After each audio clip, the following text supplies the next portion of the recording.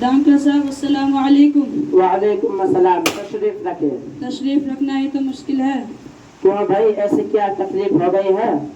तकलीफ ही तकलीफ है, रात भर परेशान रहा हूँ, बड़ी बार सो नहीं सका। तकलीफ तो भाई तकलीफ ही है, सेहत ठीक नहीं हो तो चैन नहीं आता। कुछ दवा भी दीजिए, मरा जा रहा हूँ। बीमारी बताओ तो दवा दूं।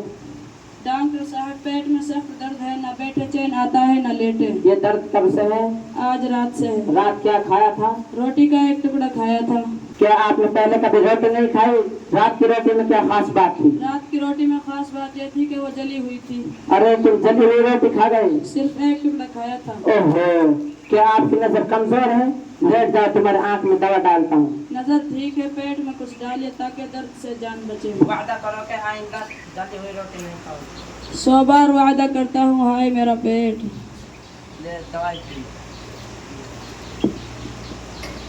डॉक्टर साहब शुक्रिया, मैं चाहता हूँ, दर्द कम हो रहा है। अरे दवा की कीमत तो देते जाओ। दवा की कीमत दर्द से आराम ही तो है। दवा की कीमत दाम भी है जिससे दवा खरीदी जाती है। अच्छा ये लो। अस्सलाम वालेकुम। वालेकुम अस्सलाम। रोटी खाने से पहले देख लिया करो कि रोटी जली हुई तो नहीं। ठीक है डॉक्टर साहब, ठीक है, अल्लाह आपका भला करे।